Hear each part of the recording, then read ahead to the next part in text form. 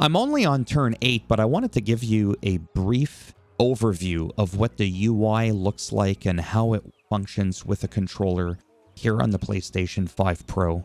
Naturally, it's going to be the same on an Xbox. So let's start with, let's say, the top left of the screen.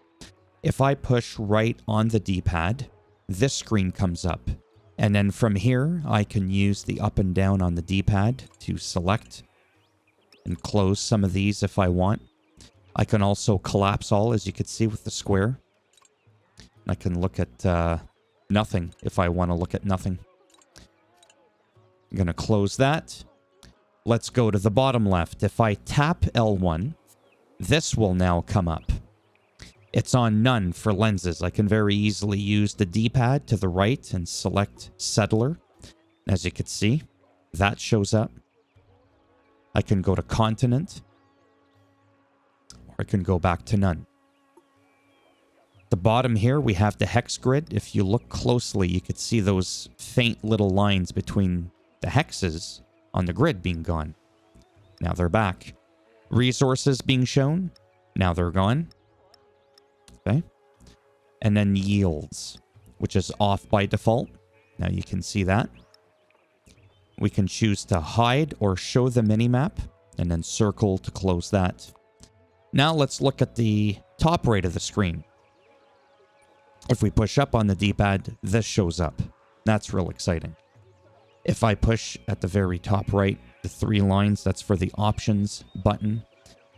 On a controller, this will come up. You can save your game, go to options, and do all that sort of stuff. If I push triangle at the bottom right, that's for my next action here to choose a technology. I can go ahead and do so. And then I can go up and down. With the D-pad, I can push square if we look at the bottom left to view the tree. Again, D-pad left and right, up and down to navigate here. Or I can use the right analog stick to also pan left to right what's happening in this window. Middle, top of the screen, top, middle, whatever. Radial menu. A single tap of the R1 button will bring this up. From here, I can L1 or R1, browse between the menu and the leader. And from the menu, I can use the left analog stick to view, let's say, technology to see where we're at. I can go to age progress to see where we're at here. Same thing again, L1, R1, very straightforward between legacy paths and ranking.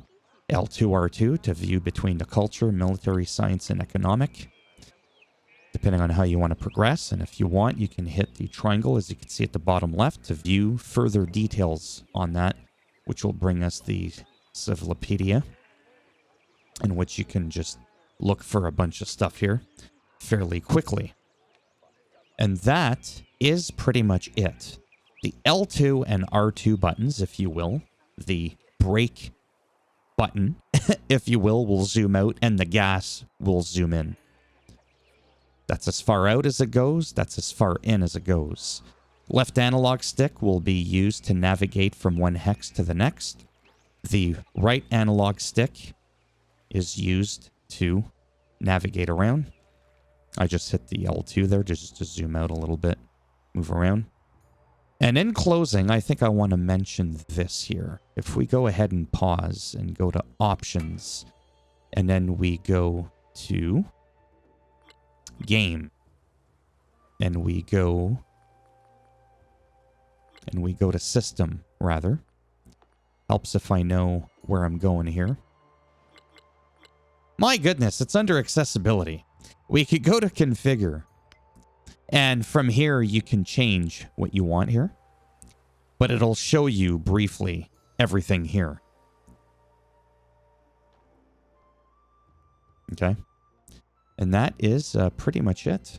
I don't really know what else to say. Just a little under 5 minutes. I feel like this gives you the gist of the basics of the UI and how navigation and whatnot and how the game performs, if you will, on console with a controller. Thumbs up as always if you liked the video. It does greatly help support that channel with the algorithm. Thumbs down if you didn't like it, and I'll bend it in half, twist it, break it off. Yes. You want to subscribe? Great. If not, whatever. Thanks for stopping by anyways. Take care, and maybe I'll see some of you in the next one. Bye for now.